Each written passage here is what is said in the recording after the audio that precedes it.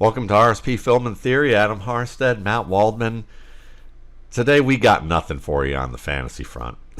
we'll just be honest. There's lots of topical things going on, but neither of us really want to delve into that. We do that a lot on other shows, and part of I think probably film and theory is the theory part of it is maybe we can go behind the curtain a little bit, talk about just the craft of writing in this fantasy space, writing in general, and kind of how we, kind of some things that maybe people can relate to. Because Adam, you had a thread on X, earlier this week talking about when you're writing for an audience and kind of realizing that your audience is actually like a deep, endless void that you put your writing into, and maybe you hear an echo every once in a while.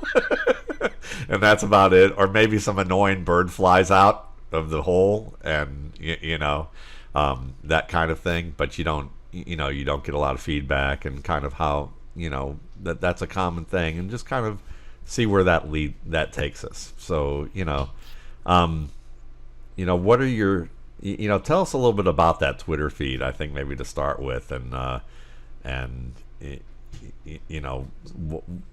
why you feel like that people can relate to that. Yeah. So I live in a city, downtown, dense city. I don't even have a car. I walk everywhere. And one thing I see a lot is there's a lot of like talking about cars. Cars are kind of a contentious issue. And the reality is cars have been getting bigger for the last 15, 20 years for a variety of complicated reasons.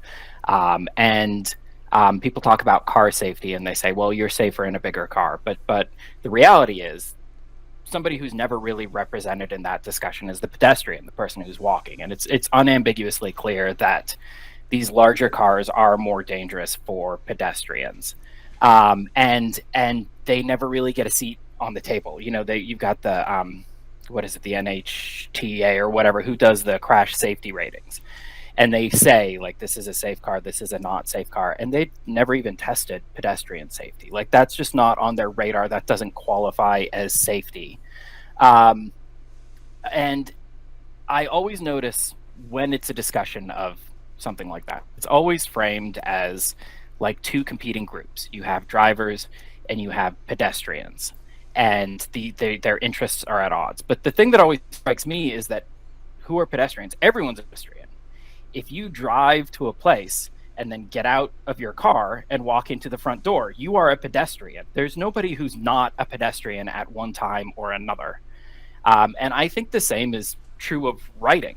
Who is not a writer? Everybody is a writer at one time or another, whether you're writing emails, composing, you're writing TPS reports and looking for your stapler, whatever. Everybody is a writer at some point or another. And I think one of the universal things about writing versus, say, speaking is just the uncertainty. Speaking becomes a pretty natural activity for most people. You start speaking at a very young age, and people become pretty sure of this when they're speaking, often quite young. And there are a lot of people who feel very uncomfortable with public speaking too, and they never really get that certainty in their voice. But for most people, speaking's pretty automatic. Speaking's pretty comfortable.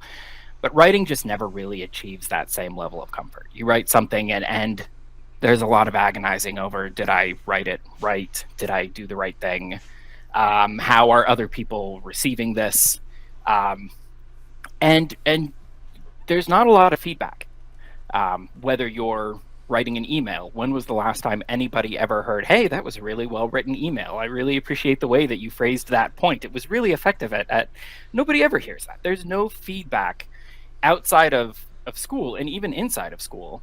Often there's not that feedback. And so I think there's a lot of uncertainty. And as somebody who like makes money writing words, I'm very keenly aware of that at all times. And I spent a long time coming to grips with that, because the reality is how people think that content creation goes, especially people who are trying to get into content creation, and they think it's going to be so great. They think it's going to be something like, I come up with a clever idea, I write it up and I send it out to the universe, and the universe, receives this idea and responds and says, if anything, that idea was even more clever than you thought. I love what you're doing there. You just keep doing it. You're doing absolutely the right thing. We support. We want you. We want more. And that's not how it is. How it is you come up with an idea that you think is clever and you put it out into the universe. And 99.9% of the time, you get crickets. It's absolute silence. There's no feedback. There's no encouragement. There's no active discouragement either. But there's kind of this pervasive. There's this feeling that no feedback, bad feedback. In reality, it's usually quite the opposite. That no feedback means it was good.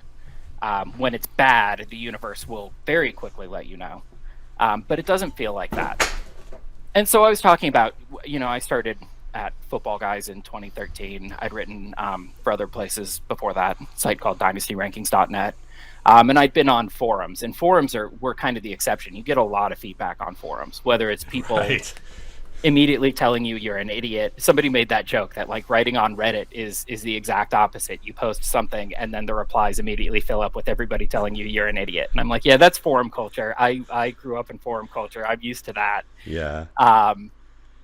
So forums, you get a lot of feedback. And then I wrote dynastyrankings.net, and I heard very, very little. It started at Football Guys in 2013.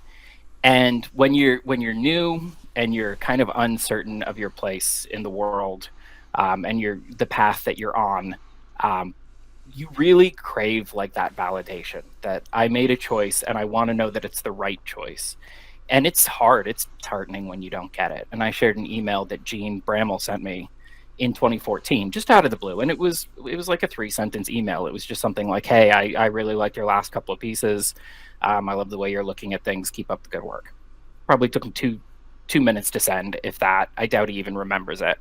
But it was, it was exactly what I needed to hear at that time. It was such a huge relief. I was kind of dreading, and I was tense about, and I didn't even realize that I was tense about it. And I didn't realize that this was something specifically that I needed, but it was huge.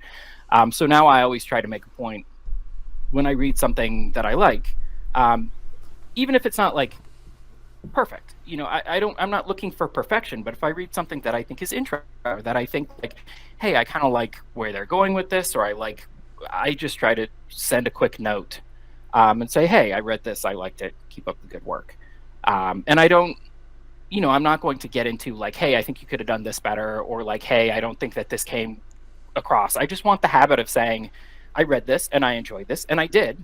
I'm not making stuff up or lying, but if I enjoyed something, if I thought, yeah, hey, that's kind of nice, and especially if I think that the writer is somebody who's kind of in that place that I was, where they kind of aren't getting that validation and they still kind of have that need for it. The need never completely goes away, but you and I have been doing this a long time. We're not, what we do tomorrow is not going to be dependent on getting the validation and the feedback today. We're pretty comfortable with where we are. But that initial start, when you're starting Absolutely. out, it's important. It's incredibly important.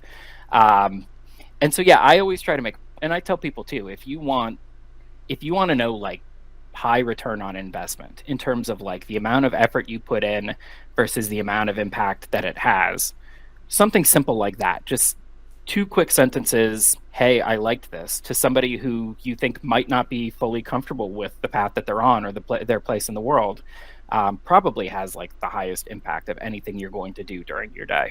Yeah, no, I think those are great points. And I remember personally when I thought about getting into writing, and at that point it wasn't writing fantasy football articles, and it wasn't journalism, though I did a little bit of that at first. It was poetry, and I remember writing poetry, and I was a literature major. Decided I was going to submit some poetry to some literary journals and see what would that come of. I remember a published writer telling me, a professor that I had met at the previous school I was at in Miami, telling me that if you submitted to a journal and they even just wrote something back on a rejection letter that was handwritten, that was a good sign. That was keep going, keep doing what you're doing because they liked something about what you did, and you might want to keep those because the form letters, they don't mean anything. You're going to get a ton of those, but if you submit, I remember submitting like I think 5 or 6 poems to a variety of literary journals, and I remember getting probably, I think I sent them to about 60 journals, and I remember getting like about 30 back within like a couple of weeks just with a form letter and going, well, there you go.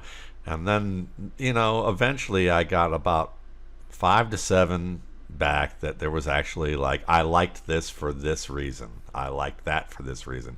This was very close. Keep doing, keep send some more or something along that nature. And that was really, it meant a lot. It was encouraging. I haven't written poetry since. I decided that it wasn't really anything I wanted to continue doing, but it was encouraging to get that kind of feedback. And and then in the fantasy industry, it was kind of the same thing. You started to realize that if someone reached out to you and shared what they thought, that's always a positive. And sometimes the negative that you get can turn into a positive. I see this with some emails that sometimes Joe Bryant shares emails that he gets at football guys, and sometimes they're a little vitriolic, and he'll respond, and they're usually like, "Nah, I love what you guys do. I just had a bad day. I had something going on that was difficult, and I just decided to take my anger out on this small thing because it bothered me." I actually had one in a long while. Last week, and since then we've been having like kind of a back and forth talking about a variety of things, and they were just going through something difficult that that was pretty life changing.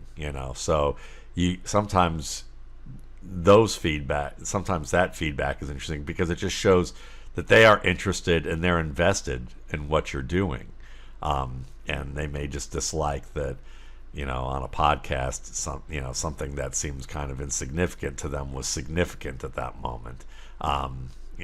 So even that can be seen as a bit of a positive. And I mean, to give perspective on that thread that you gave, I have a mentor, a good friend who I consider just, he's near an 80 at this point. He's written for Sports Illustrated. He was a staff writer for them for 10 years, from like the early 70s until the early 80s. He helped start Sports Illustrated for kids. If you're as old as we are and remember, like, he covered a lot of college basketball and he covered football. But like there was a famous cover of Larry Bird kind of shushing everybody with a couple of cheerleaders in the background. And it was a feature story on Larry Bird at Indiana State. And he had written that. He had done some really cool stuff with Pete Carrill, the coach at Princeton, and his offense and stuff like that. And I don't know how old you think I am, Matt. Yeah, I don't know. I'm not sure. I mean, maybe, I don't know what it is. Maybe it's all that sunlight. You need to wear those sunglasses more or something. I don't know. Or maybe it's just early morning, But that, or you just cranky sometimes. So, maybe that's the deal. I just figure you're older because you're crankier. But yeah, he's he's done a lot of great work. And I remember, we'd have beers every once in a while after work, and he would just he'd lament the fact that, he didn't get much feedback for a lot of the work that he did. And that was really kind of stunning to me at first, thinking about that. And then I just kind of started thinking about, everybody else I knew who was writing, and I realized that, that this is a common thing. This is what's gonna happen. And I remember sharing something with somebody who was a Pulitzer nominee for a novel that he wrote, who was like, I was editing his work, and I was telling him how much I enjoyed reading what he did, and he just had such a heartfelt thank you for it. And part of me felt like, oh, whatever, this is like a very polished, practiced, like phony ass kind of thank you. But then I kind of realized as he was continuing, he was like, I don't get a lot of feedback. This is a guy who's written for Paste and national publications, and still still didn't get it. So it's a lonely world in that respect. And but when you do get a feedback for what you do, um, it's it's also something where I think it's important for us to acknowledge that um, it's easy for people to dismiss the positive feedback that does come in and let the negative like have far much greater gravity than it really deserves. And I think that that's the sense, whether you're a writer or not listening to this, I think it's important to understand that don't minimize the positive feedback. At least at the point that when you get the negative feedback, certainly honor it if it's something that's not abusive and there's a point to it that's like helpful for you to, if it's constructive. But at the same time, be remind yourself of all the positive feedback that you got. If you feel that, if you're looking at it and going, oh, that didn't go over well, and don't overreact to it, because I see a lot of people who kind of overreact to that and kind of go into a hole of, when they get that. And I think it's more worthwhile to sometimes look at it and go, people are reading and they're invested in what I'm saying. And maybe not look at it as going, oh, well, I'm getting attention and any attention is good. It's just more that people are invested in what you're doing. And if you upset them, it's probably because they're invested in something that you touched upon. And I think that can be worthwhile as well. Yeah, I often find, the positive feedback, I always love getting it. It feels really good. It doesn't really impact me long term. I love getting it. It's really nice. It's good to get sometimes like the confirmation that, yeah, I'm on the right track, that like this is something that people want. The negative feedback also doesn't really impact me. Some people, hey, you're an idiot. Okay, that's great. I always say, write for the audience you want, because you're going to get the audience that you write for. And I think that's been, if I have a superpower in the industry, I'm relentlessly focused on finding my people. And I think I've been very successful at that and very fortunate with that. But I get a negative, like just a flat out, like, I hate you, whatever. And for me, that's easy. I just say, okay, he's not my people. And I know a lot of people really struggle with that, and that it's very easy to tie your sense of worth into the opinions of others. But that's not a stable base. You're going to be at the mercy of the winds. So the negative feedback kind of just bounces off me. The stuff that really messes me up is like the constructive criticism, where they're like, hey, I like you. Here's what I think you can do better. And I'm like, you goddamn bastard. Like, who the hell do you think you are? You actually sent me, I sent the email from Gene in 2014, right around that same time period, probably a month or two before or after. I actually think it was a couple months after. I wrote a piece, and I liked the topic. And looking back, I always say, a lot of times I'm not really embarrassed with my older work, but I look at my older work and I say, I read this and I see a million things that I would do differently today that would make this a more effective piece. And I'm not embarrassed about that. That just means that I've grown as a writer, and that's good. But I don't necessarily think this was an effective piece. If I put that out today, I would not be very proud of it. I like the ideas that I was playing with at the time, but just the presentation and the craft as a writer wasn't there. And I wrote a piece, and I thought it was a strong idea, and conceptually I was quite proud of it. And then you sent me an email, and it was the classic like praise sandwich. Hey man, you've been doing great work. I love everything that's been going on. By the way, just as a note, like, I've worked in this field, and there are these studies that say that people have shorter attention spans on the internet.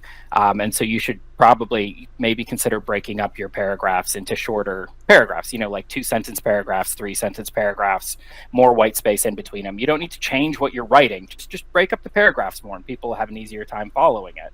But again, I love what you're doing, and keep doing it. And I read that, and I was furious. I mean, I was just like irate. Like, how fucking dare this guy? Who the hell does he think he is? And I'm convinced. I'm like, he just doesn't get me. Like, he doesn't get what I'm going for here. He doesn't understand. This bastard, how dare he? He's not my people. And I embarrassed to admit how long I was mad about it. I was mad about it for a long time. I mean, not a long time, like years, but like for weeks, I would like dwell on it, and I'd go back to it, like, what does he think he is? And then I went and I read the work of writers who I liked and who, like, I would love to be mentioned in the same breath as these guys. Guys like Mike Tanier, who I thought was doing amazing work. And I'm like, you know what? I would love to be a guy like this, and that's what they do. It's like 2-sentence paragraphs. And you weren't even telling me to do anything different. You're just talking about the presentation, the packaging. But I was like indignant over it. And so then, I reached the point where I'm like, okay, yeah, he was right. He's still probably a bastard, but I could appreciate that you were reaching out and helping. And so I always try to be cautious too. I have constructive criticism that I can give to people, but I never send it unsolicited. Not never. I mean, it's a rare instance. It needs to be like a very specific type of relationship where I'm going to send constructive criticism that wasn't very specifically asked for. And even when people say, hey, can I get some feedback on this? I'll say up front, I'm like, okay, when you say feedback, are you saying you want my general thoughts and impressions, or are you saying you want me to like actually look at this and analyze it and suggest things that I think you can do better? Because I've had times where I've misread that request and I thought they were asking for feedback, like, how can I do this better? But really they just wanted like am I on the right track? Is there anything that you find worthy in this? They kind of just want a pat on the head. And I don't want to say that dismissively, because we all need the pat on the head sometimes. And I'm happy to provide pats on the head when I think they're deserved. But yeah, I've had to be very cautious and very intentional with like actual constructive feedback directed at a specific person. I tend to prefer the whole, like, I'm putting this constructive feedback into the universe, and if you think it's for you, that's great. If you don't think it's for you, it's probably for you. Hopefully someday you can come to a point where you realize this was also for you, but that's great. We can just pretend it's not for you. That's also okay for now. Like, I'm going to meet you where you are. So I'm going to give you a little backstory for why I wrote you that I never told you. So I wrote you. I remember reading your work and really loving it, and I heard a couple of people, and I don't remember specifically. I think I may remember one, but there are a few people who I heard mention your writing and talk about the long paragraphs. Oh, it was unreadable. I'll readily acknowledge. Yeah, and they all mentioned it, and I thought to myself, but they were all talking about it, but they weren't saying that they talked to you about it. And I thought, nobody did. Yeah, nobody did. And I thought, well, okay, I'm going to do this. We'll see how this goes. But okay, because I mean, like you said, when someone criticizes your work on some level, it may not be welcomed, But I thought, okay, I don't know Adam very well, but I'm gonna share. I'm gonna try my best to share, and if he doesn't take it, well, fuck him. It's okay. I'll be the bastard. That's fine. And so when you told me later, like after a show, like when we first did this year, that you told me about that story about 2 years ago, I was kind of laughing inside, because I was like, sure enough, yep, I was the bastard in that one. So, yep. but I was also very appreciative of it. And it's funny because we all have those moments, and even when people ask for it, I remember there was a writer who wanted to work at Football Guys, and they wanted to, and sometimes you kind of, also there's times where if you're in that space, sometimes you kind of have to understand that you're going to be the bastard, and it's okay if that person really believes that they want to get into this industry and grow. It's not I'm going to be an abusive asshole and give them and disguise that as tough love. But sometimes you kind of have to say, look, here's where you're going to need to grow. And no one's going to tell you this because they don't want to hurt feelings. They don't want to create a conflict, that kind of thing, or they don't want to get a bad reaction out of it. But I've had people who say, what do you think of this piece? And I would say, and I would say, do you want my honest criticism with this? Because you're trying to get a job here. Yeah, okay. Well, here's what I would do. Here's what I think that would be worthwhile, these types of things. And I remember they would then rework it and do it, and it just wasn't there. It wasn't there. And I had talked to other people within the staff and would say, "What do you think? Am I being too hard, or is this?" I said, "I didn't find it. I didn't find it worthwhile for this either at this stage of their career." And so I figured at that point, if they were feeling that before I even gave criticism, I would give the constructive criticism. And at some point, that person ended up not getting the gig, and they didn't end up getting the opportunity. And I would see them later, like at like certain events that I would go to, like football events, and I remember seeing them one time, and they were just like staring holes at me, like they wanted to like tell me exactly what was on their mind, but didn't, But you could see that was like the hateful stare.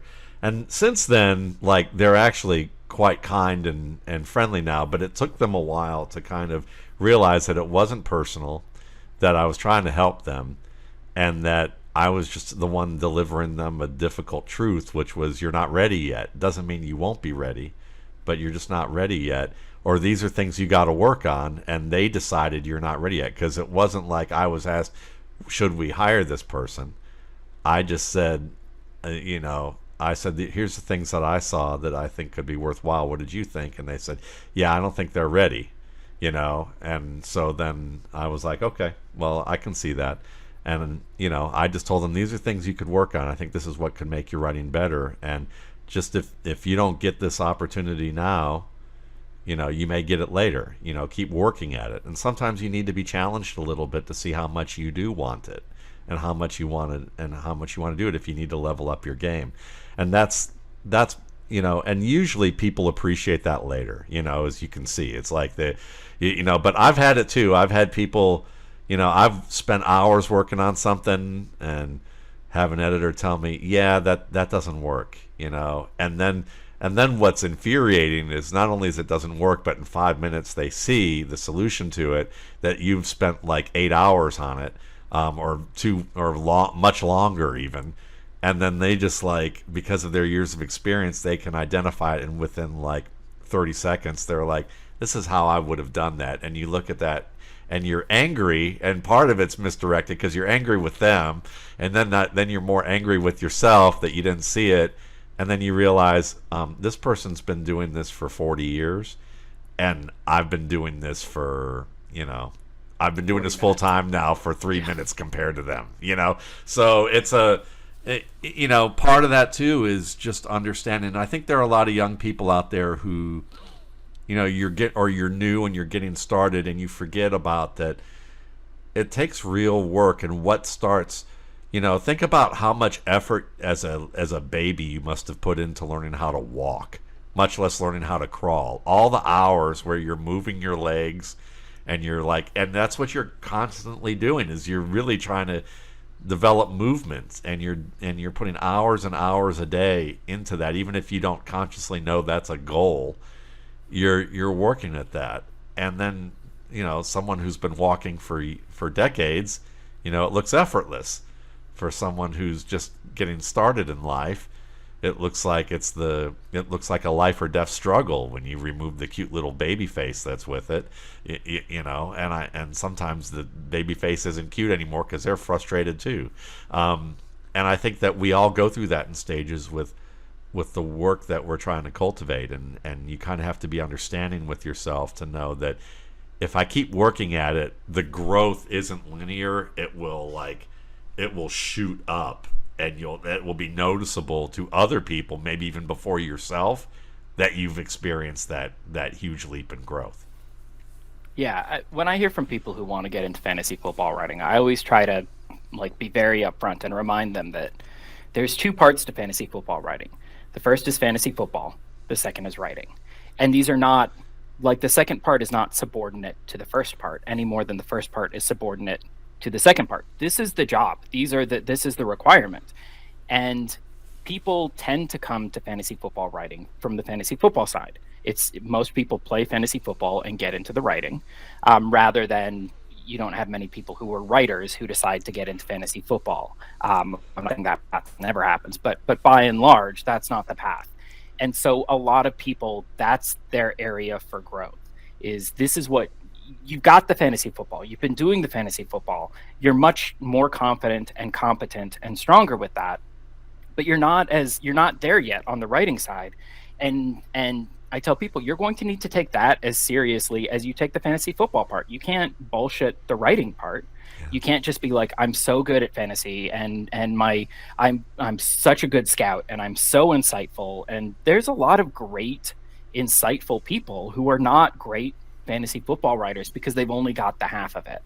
And I think the two things that tend to, in theory, everybody loves and wants to be a fantasy football writer. Everybody thinks it's for them. And to me, there's two things that usually discourage people, if they get discouraged, and many people don't, because it is. I'm not going to say it's a bad gig. I love the gig. It's a good gig, but it's a job. It's something that you work at. But the two things that I think tend to fill people out are realizing they're going to have to dedicate themselves to the craft of writing, in addition to the craft of fantasy football, is one. And then the other is like the imposition of deadlines. It's very easy to write whatever you want, whenever you want. It's very hard to write when you got nothing to say, but it's due in 3 hours. And that's craft too, is learning. It's not even bullshitting, because I think bullshit kind of betrays like a contempt for the entire concept of what you're trying to do. You're putting forth a good faith effort, and a lot of people, it's something that they don't think is their best. And I think that is kind of an admirable position. At some point in this job, you're going to have to say, this is not my best, but this is the best I can do right now under these circumstances. And there's going to be some pieces that don't really land. Going to be some pieces that you're not really proud of. There's going to be some pieces that you look back on and think I would do that differently. But the job is showing up and putting out the best content you can and getting better over time, and taking it seriously as a craft. Yeah, I think it's such a great point, because, I mean, I certainly have done my share of short pieces on deadline. We do, we each have a certain number we do each week, right now as we're into the season. And then there's the long-term project that I do, that is voluminous. And I would say it's both the same thing as a writer. It's the thing I'm most and least proud of at the same time, because it's some of the worst writing that I've done, in terms of, because I've had to write so much and do it in such a short deadline. I mean, to give people perspective, at the magazine I worked at the university, we'd write 64 to 72 page magazines, and we'd put out 3 a year. And that meant that, we had 6 to 8 weeks at least to review that amount of content. Usually really more like 9 to 12 weeks of putting it all together as we were assigning things out. And even then, even with a team of like a dozen people double checking things and fact checking and copy editing, we'd miss things with a 72 page magazine, so imagine 1100 page publication that you write once a year that's got to be edited in a month, because and I'm writing it as other team of people are editing it, and I wouldn't have even now it's much better because of the team of people editing it, but there was a time that no one was editing it. And I remember getting an email from my friend Steve, and Steve helped me get the editing team together. Steve is a writer who's worked with, submitted things to the Washington Post, Rolling Stone, Psychology Today. He's done pieces with all sorts of major magazines and has written books. He's appeared on Joe Rogan. He's like, he's a legit features writer and an excellent writer. And I remember him writing me and going, I love the work that you do. He goes, but reading it, he goes, you could definitely use a copy editing team. And I remember him saying to me, and it was like both the most, it made me feel good and at the same time stung at the same time, because he goes, I can tell you're a good writer, but you're you also look like you're like barely awake sometimes with some of the errors that you're making. And I bet you're probably like falling asleep half the time with some of these things that you've missed because you're putting in so much work. And he hit it on the head, but it made me feel validated for the first time with the work that I did, that somebody actually saw that, because I'd be doing work writing for like a business magazine, and my best work was stuff that maybe some alumni had read and kept on a coffee table or at a doctor's office, and most people wouldn't have read it, but the thing that most people are reading is like, compared to that, has is the least refined, it's the least polished, and it's just put out there. So you kind of have to understand too, you kind of the balance of that with a deadline oriented mentality, that sometimes you're going to put things out there that you're going to miss something, or that it's not going to be perfect, or you could have refined it. You can't let the perfect be the enemy of the good. Doug Drennan says that one a lot. Yeah. Yes, that's a perfect way of putting it, for sure.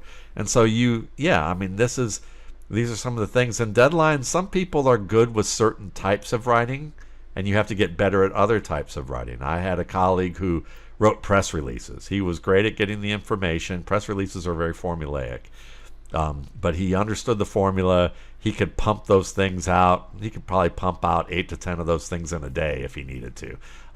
They're just like 500-word press releases. He knew what the touch points were, how to go about doing it, and that was fine. But if you asked him to write a 500-word or a 1,000-word or a 2,500-word feature where you had to interview and do reporting skills and then craft a story around it that was interesting, everything else fell by the wayside. He'd be locked in a room, and he couldn't get it done. The pressure was just too immense for him, because he'd start worrying about getting it done and being perfect with it, and the formulaic thinking didn't work, and he'd eventually have to pass that off to somebody else. So that deadline-oriented mentality is certainly a big part of it, and understanding too that you're going to get bored, you're going to get burned out. I get burned out probably about 3 times a year, maybe 4. And I've often compared it to, it's like you find your favorite food, think about whatever your favorite food was. For me, at one time, it was chocolate chip cookies. And I think about watching film and studying football and writing about fantasy football was like eating a plate with a mound of chocolate chip cookies. And when you first dive in, you're like, this is going to be great. And then after, a certain period of time, you start thinking, I could really use a salad about right now. Like this, if I see another cookie, I'm gonna like, instead of like eating the plate of cookies, now I'm like seeing if they make good frisbees, or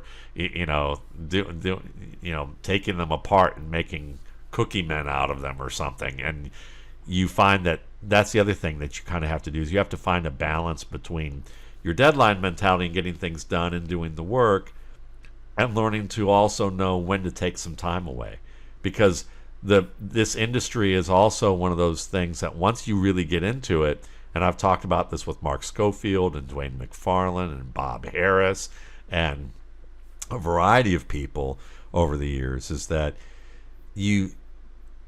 because of the nature of the season and how intense it is, you kind of need to make sure you take a day off and get away from anything but football, so that you can refresh your mind, so that you and if you really are burned out, it slows down what you do. So if you're not, I found that I try to every Friday afternoon, and if I need to, I'll take off Saturday morning and Saturday afternoon as well if I need to, but I try at least every Friday from noon on, I'm not doing anything remotely related to football, not looking at football, and spending my time doing something completely different. And if I find myself, even when in the middle of like doing the RSP, when I'm like really doing like 16, 18-hour type of days, if I find that things are going slow, like if it's taking me an hour to figure out a paragraph at this point in my career, if I can't write a paragraph or two in an hour, or like write a section in an hour, I take a break and know that I need to do that, because otherwise it's just going to get slower and slower and slower, because you're not emotionally invested in it anymore, and you need your mind needs the time away, and then you'll end up being faster at what you do. Yeah, we've talked about that before too, that like the process of writing, like for me, 10% of writing happens on the screen on the page. 10%. 90% of it happens away from my computer. Like last week I was struggling with a piece, so I just went out and I took a walk. And I'm not even consciously thinking about the thing, but I'm still working on it. I'm Yeah. not taking, it's not even really taking a break. I'm just processing it in a different way, putting myself in a different situation, resting muscles that are starting to get tired. There's a really cool study by the US Army decades back. It should have been much more influential than it was, but they had artillery teams. And the artillery team, you've got the guys who are like aiming the artillery and putting in the coordinates, and then you've got the guys who are like responsible for firing, and you've got all the people, they all need to be working together. And they had two different teams, and they say, here's your target, hit it as many times as possible. And they had one team just running 24/7 for like 3 or 4 days. Like, I just want you shelling this target 24/7, get as many hits as you can in the next 3 days. And for the other team, they said, we same thing, you're going to get the same 3 days. We want you to get as many hits on the target as you can, but we're going to force breaks. We're going to put you on shifts where you're working for 8 hours and then you're off for 8 hours, and then you're working for 8 hours and then you're off for 8 hours. And despite only quote unquote working half as much time, that second group had many more hits on target because they're taking the breaks, they're resting their minds, they're refreshed, they're able to, the time that they spend on the task is much more efficient and purposeful and productive. And that's an important thing that again, especially when I was getting into writing, like, you think that time away from the computer is not productive time, and it kind of takes this mindset shift that anything can be productive time if you use it productively, including quote unquote unproductive time. If I spend an hour in the gym, I'm not taking a break from my writing, I'm writing. If I'm taking a walk, I'm not taking a break from my writing, I'm writing. It's just a different part of the process. Yeah. And so that's a really good mindset shift. No, I love it, because I can relate to that completely. Especially when you come from a corporate mentality or a classroom mentality where we have The this whole butts in the seats. Yeah. exactly, butts in the seats. Accountants tracking hours. How can we be most efficient? And we look at it from that perspective, and you get indoctrinated into that mindset. So when you start to come into a setting where you're like, you'll excuse me if you hear a little squeaky. My dog misses my wife because my father-in-law and sister-in-law had a kidney transplant, that she gave her kidney to my father-in-law, and I've talked about that online. And it's been like 2 weeks now, and my dog is starting to be kind of mopey, and he's starting to chew on things he shouldn't be chewing on, and now I'm like feeling like I'm giving him extra attention. We've had a tug of war on screen here earlier while Adam was talking, and a bunch of other things here. So I'm just trying to make sure It's all part of the process. It's all part of the process. process. He's not. He just chewed up my strap on my saxophone case, so I want to. Fortunately, those are easy to replace, but I was trying to direct him away from that so that he doesn't actually chew up the case, because I don't want to blow $350 on a new case. But anyway, yeah. I mean, I remember getting started and in an office job as a writer, a full-time writer for the first time, and feeling like sitting at that chair, like I had to be in here sitting at the chair and having like 20 pages of like notes to write an article, and spending all day sitting there trying to craft an opening, and just feeling so frustrated. I mean, this was like well after I've probably written 200, 300 gut checks at this point. And doing the fantasy football and writing the RSP for a couple of years, and doing a lot of freelance work, in a variety of settings, like market, doing. I've done some, I've done some performance narratives. I've done copy editing, copywriting for hotels and different graphic designers who worked with major clients and things like that. I once wrote something for the Fontainebleau, in Miami, like doing things like that. But sitting down doing this, at an office like and of that scope, I was so frustrated. And then finally I realized it was like, yeah, you need to get up and start taking walks and start, and anything you're doing is writing. I remember reading Charles Bukowski talking about writing. And he basically said, I told my wife that if she sees me upstairs and I'm doing anything other than sitting and typing that doesn't look like I'm writing, I am writing. And please respect the fact that that's what's going on. No matter how weird it looks to you. If you're doing laundry and you see me, counting toenails or something, I'm writing. And I remember telling my wife that, who had done a little bit of writing. She's a very talented writer, actually. I would not be surprised if later in her life she decides to write something, because I've read her work and I'm kind of envious of some of it. It's really good. But I would tell her, I said, if you see me bouncing a ball off a wall, I'm writing, whatever it is. And she's been great at respecting that.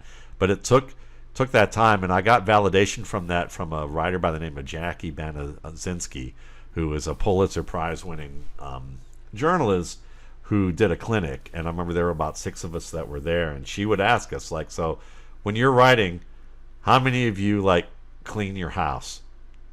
A couple people. There were like 6 of us in there. A couple of them raised their hands. How many of you do laundry? How many of you are like active, like you're doing, like you end up doing some form of physical exercise?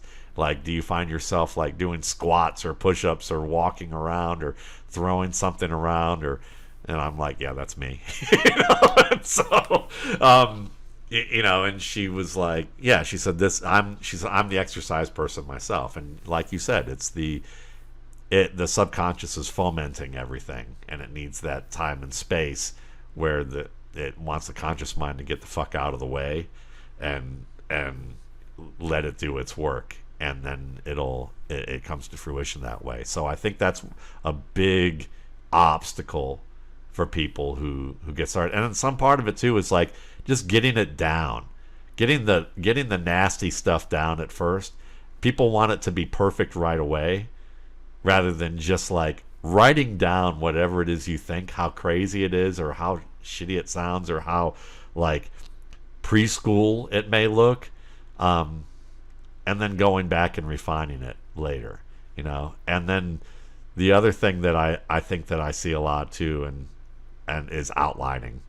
Even my 80-year-old friend mentor, still outlines.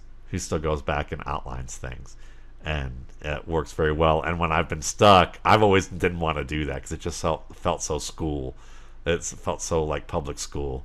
And I remember getting stuck, and he goes, "Have you outlined anything yet?" And I'm like, "No." And he goes, "You really ought to give it a try." And I remember I would get stuck, and I would do that, and I go, "That bastard." Just, that bastard was son right. That son of a bitch. And it would fix everything. I mean, it was like, holy shit, that fixed everything. So it's don't be afraid to do those things. Yeah, it's funny. Like, my process is completely different. I mean, I sit down, like, I think by the time my fingers are ready to hit the keys, it's probably about 30, 45 minutes, 60 minutes, and I've got like a finished piece. Like, I will have the entire piece is written in my head, and I spent so long going over it and shaping it and kind of arranging it, and then it's just really the mechanical act of getting it out and down. And then once it's down, once you see it, you can kind of manipulate it visually and be like, okay, I think this section makes a bit more sense here. I'll get it on the paper, and it's like building blocks, and I'll rearrange a bit, and I'll check. But like, yeah, I've never been big on outlining or any of that. It's never really been something that's particularly helpful. I guess I just do it all mentally. Yeah, and I think it depends on the scope of what you do. Like for me, I've never had to outline for a fantasy article, but I've had to outline for features.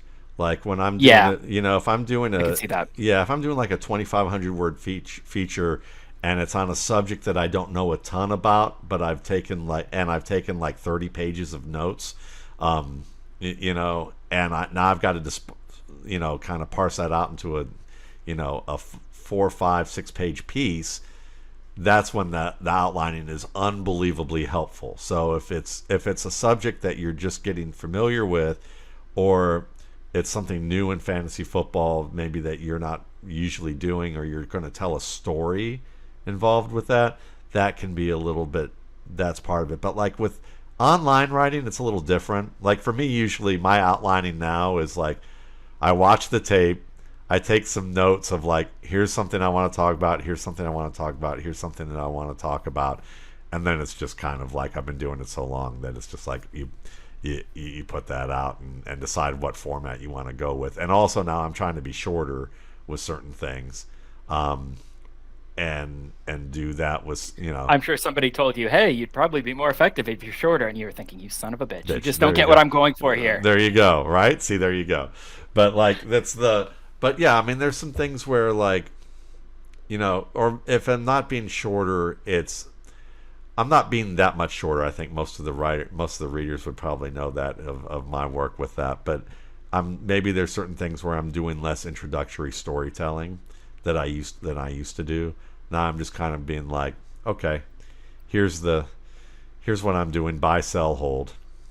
Let's I may write 2-3 sentences and saying this is what this is going to be about, and get into it from there. Yeah, and that's for been my a big one I've had to work on too, because I'm big on throat clearing, and I really like throat clearing in certain contexts. As I'm sure if you've read my work, you know that I'm gonna, like, on Dynasty in Theory, it like the first 2/3 of the article is going to be throat clearing before I finally get to the point, and I'm kind of okay with that. That's kind of what I want that to be. But in other stuff, it gets in the way, and I have to work really hard to clear that out too. Yeah. Like for my site, I'll probably do more of the storytelling as I continue to work with that. I've been doing less on my site lately, but a lot of that is because there's work that I'm doing behind the scenes that eventually my site's going to look a lot different than what it does right now. It might might be a couple years, but the work is going on behind the scenes, and you'll probably see the first visual aspects of that, very initial visual aspects of that in the coming months. I've got new logos coming out that I'm going to be unveiling, that I have a team of a gentleman working on who's doing great work. But we've been working on that for months now. But bits at a time, and also just with the demands, so. But that said, yeah, I mean, this is it's interesting with that, from all of that. And I think also an important part too is people always say, well, how do you get to the point of doing these types of gigs? And I think you and I are good examples of this, is that there's no single path. There are people out there that I've sometimes, it sounds pejorative when I say it, but I don't really mean it this way. There are folks who are kind of more like the game show hosts in this site, in this industry. They're the folks who I think often do the video and podcasts as their main forte. They cultivate a look. They cultivate a style of what they're talking about. Everything's topical. They're the talk show hosts. It's that kind of thing. It's topical. It's humorous. It's quick hitting. It covers things in maybe a lighter manner, and doesn't go into great depth too very often. And it's about being popular and getting the widest demographic. And there's nothing wrong with that. We all listen to stuff like that, and the well-crafted versions of those things are a lot of fun. And there are people who do that. And then I think that you also have the other end of the spectrum, which I think you and I are more on, which is find something that you do that nobody else really does, and find your audience and write to that. And and I think that takes more. They both ends take a lot of work, but one's cultivating more the not what it is that you're working on, but the presentation and the style and the gloss and the all that. And the other end is more about how do we dig deep within to create a level of work and do the research, and what's the process of it, and what are we working on that that we deliver it in a way or look at the subject in a way that no one else is looking at, and that can take a long time to build and get to. And I think there's a lot less of a clear path. Like there's not steps to follow when you're on that end. And we're talking about writing because for you and me, writing is craft. But like really, we're just talking about craft, and it doesn't matter what your craft is. The difference between a hobby and a craft is something that you're being intentional about and trying to improve on, and you're putting work in. And it's important to have hobbies, but it's equally important to have crafts. And even if they're not things that pay the bills or whatever, something that you take pride in and something that you find meaning in, and just the act of honing the craft can be meditative, and it can help you be the best version of yourself that you can be. And people say, like, what's the way to get in? I don't know. The way is different for everyone. You can't control the path in, but you can control your craft, and you can spend that time working on your craft so that when that path opens, you're ready to take it. Like you and me, we're on this podcast right now. Neither of us is directly getting paid for this. We're building our brands and we're reaching new audiences. And I'm not saying we're not deriving any benefit from this, because clearly we are. But this is not necessarily like a job. But I just feel younger sitting across from you and looking at you. That's what it is. It's my youth and exuberance. But we both approach this as a craft, and we're talking about like how hard it is putting stuff out on deadline when you have nothing to do. And that's us today. What do we want to talk about? We have no idea, but we have this deadline and we have this agreement with our listeners, and we're going to do our best to fulfill that obligation. And I don't know, maybe some episodes are better, some episodes are worse, but we take seriously that craft. I said I don't have a car. I never really have a commute. I never really have a chance to listen to podcasts. The only podcasts I ever listen to, for the most part, are the ones that I'm on. If I go on a show, I'll make a point and I'll carve out some time and I'll listen to it afterwards, not necessarily because I love the sound of my own voice, although many might suspect that I do. And I'm not necessarily saying they're wrong, but because to me, this is part of my craft. This is something that I take seriously, and I can't, I don't know if it comes across or if it necessarily seems that way. It seems, I think, casual and effortless that we're just two friends hanging out and bullshitting. And on one level we are, but I think we're both very serious about, and we're intentional about how we approach shows like this, and what we want to do. And part of that is paying attention to how did I do last time? And is there something that I could do differently going forward? And is there something that I'm noticing that I need to be more aware of? And that's really what differentiates a hobby from a craft. And I'm not saying I'm going to get a job as like on like a big money podcast. I don't think Spotify is going to pay me millions of dollars like they pay Joe Rogan. And I'm okay with that. But I still like, it's important to me as a person, as a self-actualized person, that this is something that I take seriously. And I have hobbies too, where like, I'm not going to read that much into it. Like, oh, I didn't do a great job on that, but I don't give a care. I don't care. I don't give a shit. This is my release. This is my entertainment. And it's important to have those too. But I think everybody just kind of needs to decide for themselves, like, what is their craft? Do you have a craft? Is there something that you take seriously and are intentional about? And if not, is there something that maybe you want to take seriously and are intentional about? And I find that I don't want to be like the just world fallacy where everybody gets what they deserve. There are people who deserve a lot better than they get, and who put a lot of work into their craft and have incredible craft, but just never get the lucky breaks, because there's a lot of luck involved as well.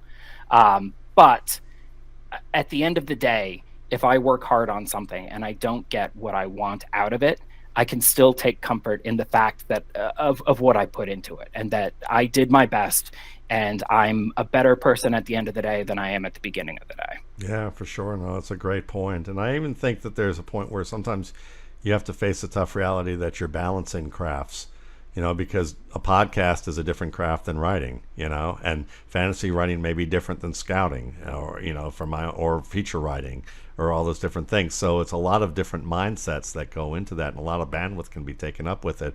And I remember the first podcast I would do with, Bloom and Cecil, and I felt like a blithering idiot, doing those. Now I only feel like half a blithering idiot some of the times, but having the understanding that it may take a while because I'm not going to, where's my priority? Am I getting paid to be a podcaster, or am I getting paid to write a book annually and to write articles?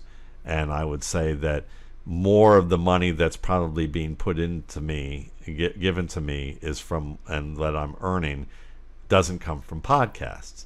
So podcasts help, and it helps indirectly, but I understand that I'm going to take what I do seriously, and I want to make sure that it's that people like it, and then the feedback that I'm getting, that we get, indicates that that's the case, either looking at the numbers or looking at the commentary that comes with it.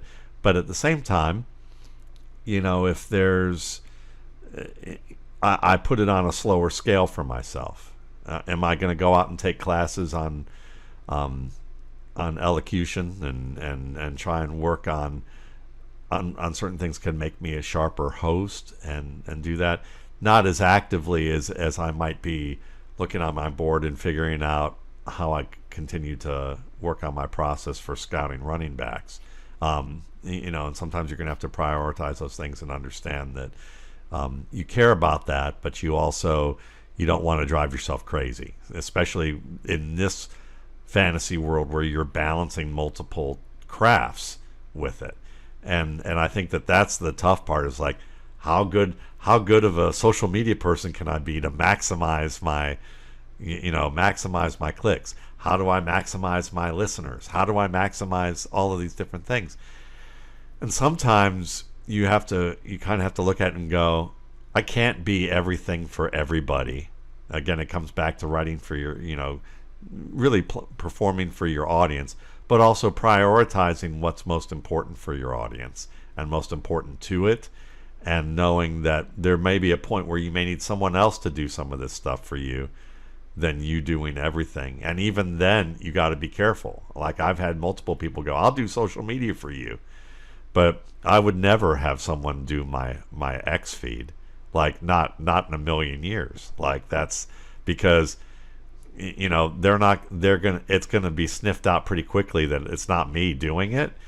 And there's a certain personality with that, whether it's the irascible side of me or the playful side or the information side of me. And there's certain things that I'm not going to do that they'll go, when did he turn into a game show host? Like, that's not Matt. That's not what he does.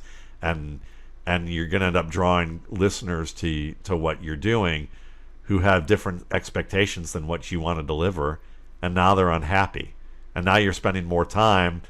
You're actually spending more time with the back end of what you didn't intend than actually putting forth, okay, this is what I can do and this is what I can't do, and this allows me to have more time to do what's important. Yeah, and I think especially for guys like you and me who are in this very niche space, I think it's incredibly important to jealously guard your relationship with your audience, because the more niche you are, the smaller a subset of the population you are appealing to, the stronger that connection with that subset needs to be. And you can have depth or you can have breadth, but it's important, whatever you have, that you recognize what you have and you safeguard it. And so Pro Football Reference asked me a few weeks back, like, hey, would you like to be a brand ambassador for Pro Football Reference? And I laughed. I did the like Michael Orr in The Blind Side, where he's like, I kind of thought I already was, because I love Pro Football Reference. Right. And I'll sing their praises all day long. I think they're a fantastic site. I love their mission of just democratizing access to the data. I love their ethos as a company. They don't do unpaid interns, and they try to make everything accessible, not only to like the users, but to the employees. And they're an incredible company. I think they're fantastic. I think everybody should go out and get, a Pro Football Reference stat head subscription if that seems like something that you could make use of, or that would be interesting to you. I could not more strongly recommend them. And they said, so they're like, hey, would you like to be a brand ambassador? And I'm like, I would love to continue singing your praises like I have been for the past 10 years. But like, I'm very cautious about what kind of relationship I want to enter into with you, because I don't want it to be like I never want my audience to think that I'm recommending something to them for my own personal benefit. I recommend things to my audience that are cool and that I think my audience will love, and I don't benefit from it. And they're like, well, if you want, you can do like an affiliate code where if you get people to sign up for StatHead with your affiliate link, we'll give you, $20 per subscription that we get. And I have nothing against affiliate links. I think they're kind of eating the internet a little bit, but in a lot of cases, I think that can be the right choice for a certain person or a certain business, and I think that they can do a lot of good. But for me, I just never want to be in a position where it's to my financial benefit to recommend Pro Football Reference. And so I said, like, all right, I like the discount on the affiliate link, so I go ahead and set one up for me. But is there some way we can set it up so that I never see a dime of that? Like every subscription that goes through my affiliate link, can we give 100% of that money to charity so that I never have any stake in recommending you? And some people might be like, oh, that's excessive. Like, how much am I really going to make from an affiliate program with Pro Football Reference? Maybe a couple hundred extra bucks a year. It's not like this is going to like corrupt me or radically distort, but I take very seriously my relationship and the trust that I built, and I've spent a long time building it. And I'm going to be probably over the top, probably excessive when it comes to jealously guarding that relationship. But I know that my followers see that, and that that's why they're going to trust me on things like this, because they know that I'm genuinely concerned about their interests, and that's not really something you can fake. I love how you brought this subject up, because that's exactly how I feel with mine too. It's like I don't do ads on my site. I don't do affiliates. Occasionally I have recommended things. I've done affiliates a little bit in the past, like I did with a Dynasty League management site once, and I did it for a couple years because I really believed in the idea, and it was an auction site that I really thought was great. But for the most part, like all the gambling opportunities to do things with affiliates with gambling or different sites like that and do it. It's like I'm just going to be one of 100 fantasy analysts out there doing it. And it also feels like I'm begging for money.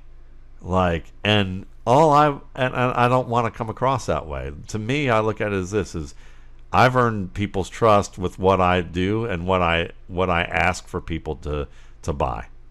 And if there's one thing I want you to buy, it's the RSP products. And I just leave it at that. And it's like that way it's like that everything that I'm doing is funneled towards that.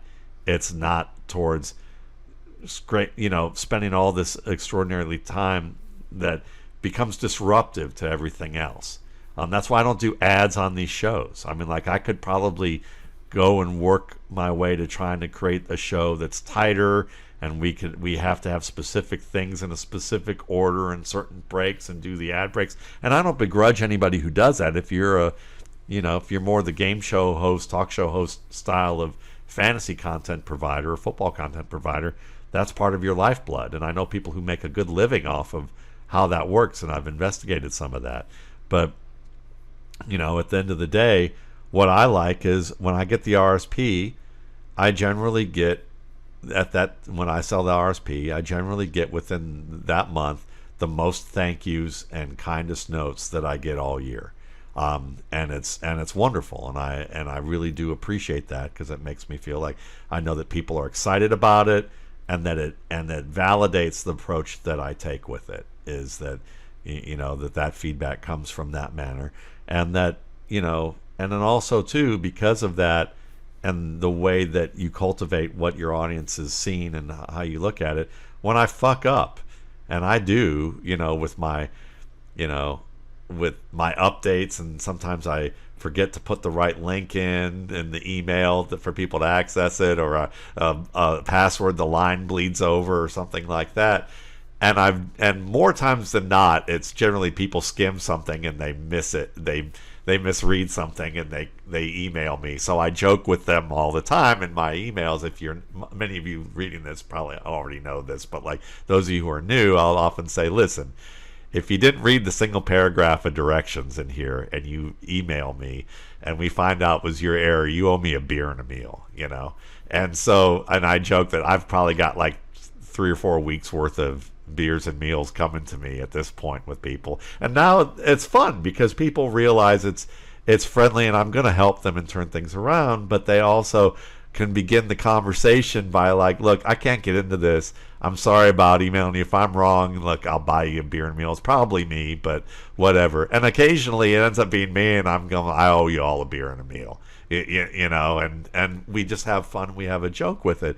But if I was asking for money at every single turn, you know, or I jacked up the price of what I did to make it, you know, exorbitant, that then people are going to expect everything to be perfect, sharp, like there can't be any mistakes, and it's going to have to look like a fantastic product, or you're going to get the kind of customers who think that they own you, you know. And I've had some people do this, like, who are very wealthy, who are like, can you send this to somebody here, and they feel like they want to call you up from their office so that they can show off to their friends that they have somebody who's inside to this, or their employees. Like, that's not happened to me, but I've seen where that's heading, and I've seen the mentality, and I've met the people who were heading down that road. And I'm like, yeah, this isn't worth it to me. So I know that you want to pay me, like, you know, 10 times the amount, or even like 100 times the amount of what a book sells for, to have me in your pocket to do these types of things. But I don't have time for that. You know, that's not my thing. And I also kind of suspect that it was an ego thing for them, and I don't want to be owned by someone for that kind of thing. I'd rather be able to serve everybody on a level that they're going to get more than what they paid for, that they feel like they have reasonable access, and it's not unbalanced, and that we can look at things with a little bit of sense of humor and understand that, like, not everything's going to be perfect, but, you know, that we're treating each other well, and we have a good time doing it, and, you know, and I think that you and I can kind of relate to that in terms of what our audiences are about. Yeah, I think if you look at the people who are like happy with what they're doing and not happy with what they're doing, there's definitely some people who are, from an external standpoint, very successful, and they're in a position that a lot of people are jealous of and a lot of people would like to be in, but they're not happy, and they're saying, you know, like, I can't count the number of people who have called Twitter a necessary evil, and I'm like, first of all, it's not necessary. Second of all, it's not evil. Yeah. You know, I've found it to be a great benefit and a wonderful tool that's worked phenomenally for me. But I'm very intentional, just like I'm intentional about everything. I'm very intentional about how I use Twitter, and Twitter serves me. I don't serve Twitter.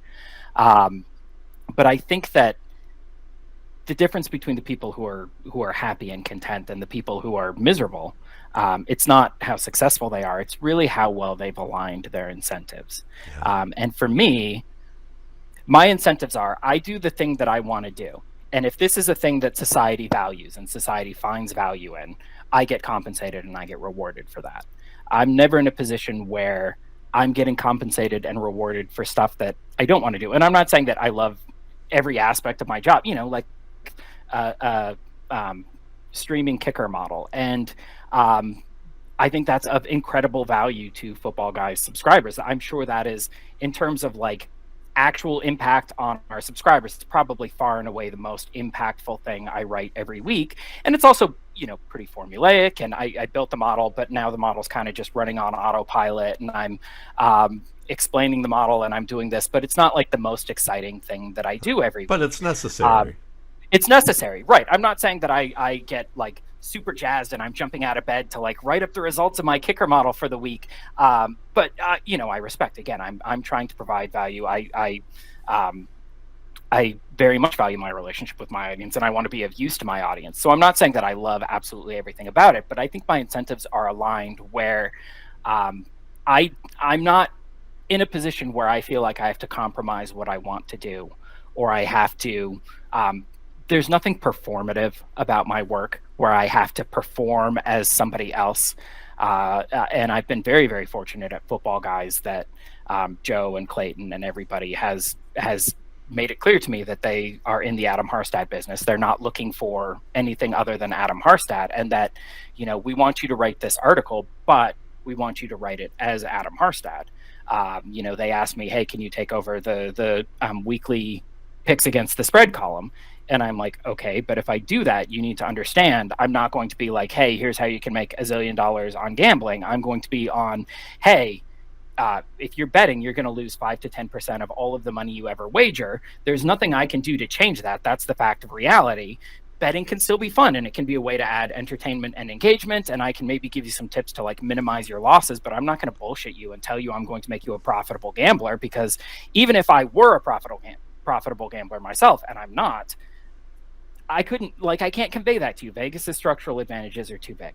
And they said, perfect. That's exactly what we're looking for. Like, that's why we asked you. Exactly. And so I can write something where, like, I have an uneasy relationship with gambling because it is fun, but I also get that there's a lot of instances where it can be dangerous and problematic. And I don't want to sugarcoat that either.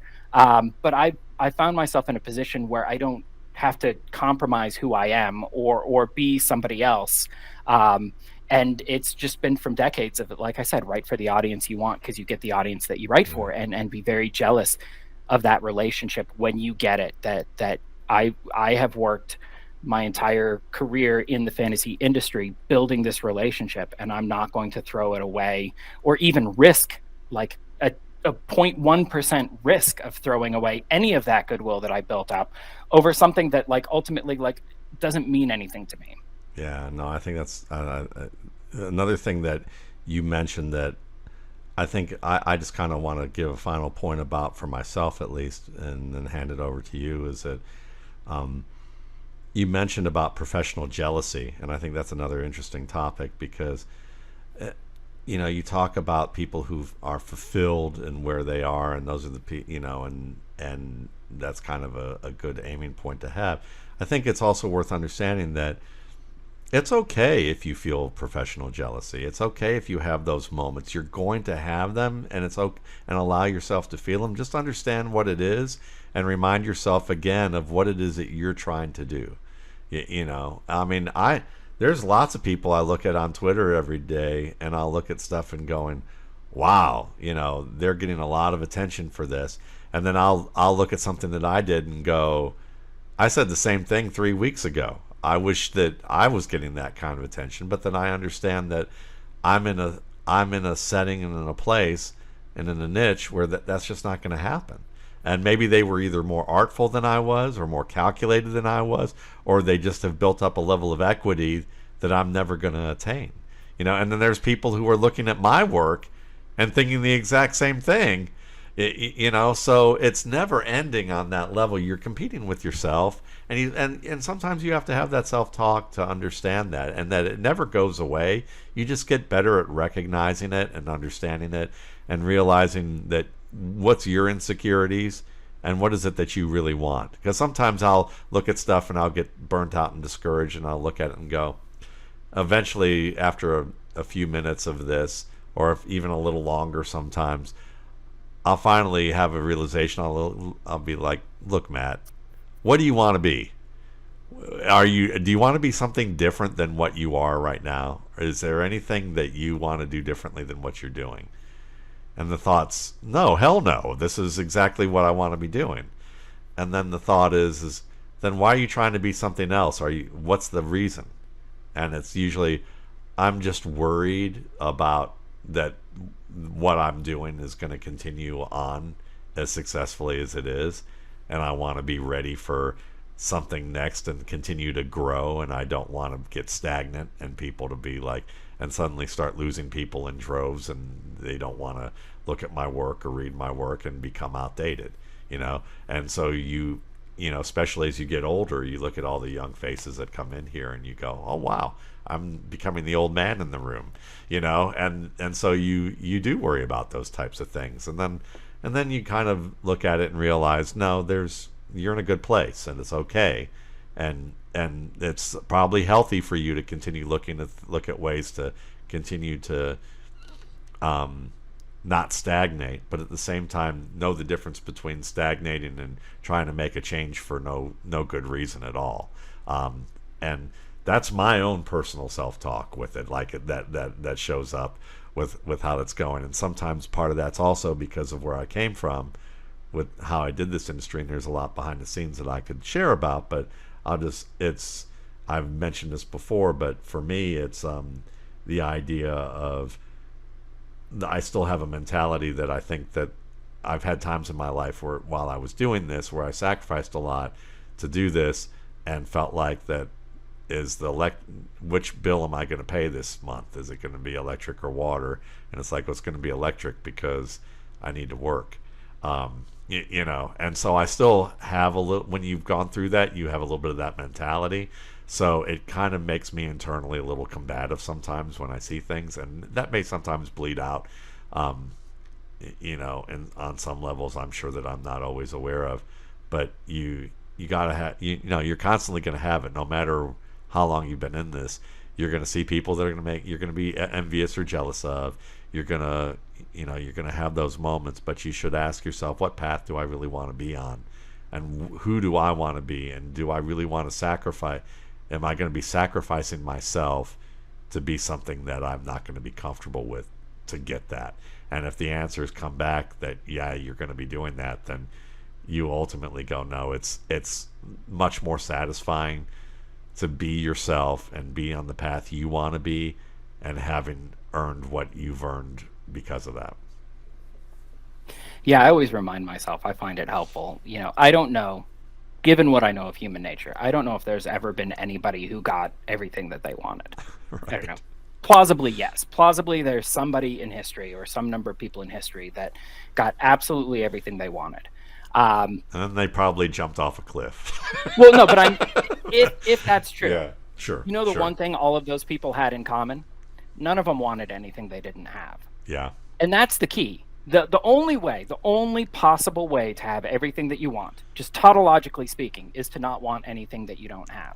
Yeah. And people look at, like, I want to get what I want, and they think the path is getting more.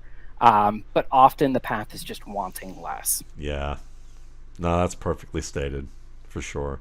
Well, hopefully the folks, hopefully some of you, enjoyed this episode in terms of if you were looking for something a little bit different.